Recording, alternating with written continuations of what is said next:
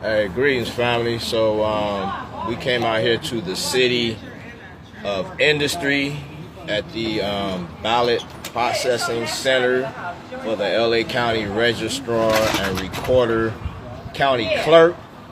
And this is actually the first time, we came out here. It is a very interesting process to see where the ballots come in and then where they sort them, where they open them. Once they pull them out the envelope, how they're, divided. But the past couple days, there's been a lot of information as to suspected corruption. From the very first reporting of the numbers, we suspected something was not correct. And as we've been seeing the past couple days, a lot of the suggestion is that the primary corruption happens before the ballots even get here. And from what we saw, not to say any person is this or that. However, from what we saw, it's just regular people working here. And we know whether it's regular people working at banks, whether it's regular people working at car lot, insurance company, whatever, we know the potential, for human error. So based off of what was told from what we saw here, we still know that it's possible that, there could be things going on that are not correct. And again, not to say that there is, but just based off the numbers we saw, we suspect there is. And, again, just how they walk you through, you can't use any type of devices to record what is happening. There's no one specific area where you could just stand and look over people's shoulders to actually see that they're doing their job correctly. So again, this is what we believe allows potential for corruption. And we know that the federal attorney is now looking into the results and other possibilities of fraud that could have happened with this election. We know primarily everyone is focused on the gubernatorial race and the mayoral race. However, again, we are saying we suspect foul play in our race. There's no way we could see, especially the other two candidates who were running, getting the numbers they got, especially considering when we went all through the district, a lot of folks barely even knew the incumbent. So we know over the years he has built up a constituency. We see he's getting way less votes than he has previously gotten. But for the other two candidates running to get the numbers they got, and then for it to be suggested we got the low turnout we got, we can't accept that, because again, we know just in Africa Town alone, we got the numbers they're reporting, and that's not reflecting several other areas where we are known, where we got for sure support. Again, from May 4th, when the ballots were first received and people started filling out their ballots, I started getting pictures from people letting me know they voted for us.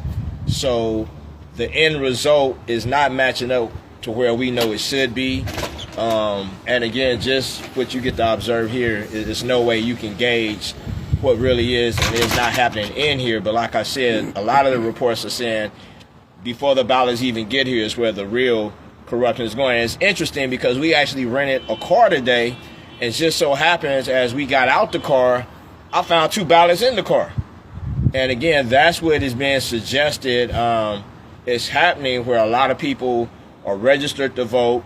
They move from a location, whether they move somewhere else in the city, they move out of town. When ballots go to like a place like an apartment complex, it's being suggested that there are people who, as we know in the past, they pick up credit cards, they pick up checks, or picking up ballots. We also know there is a woman, I think Brenda Brown, who right now is facing federal time because she was actually paying people to register to vote and then fill out ballots in a certain particular way. So we know that there is corruption, and to what extent it happened again with our race, we don't know. But what we did find here is a very interesting process. I would encourage everybody at some point to come check it out for yourself. But again, you don't really get to observe people close enough and know exactly what each person is to do at their station and whether or not they're doing it correctly. So again, we want to thank everybody who really supported over the past 6 months.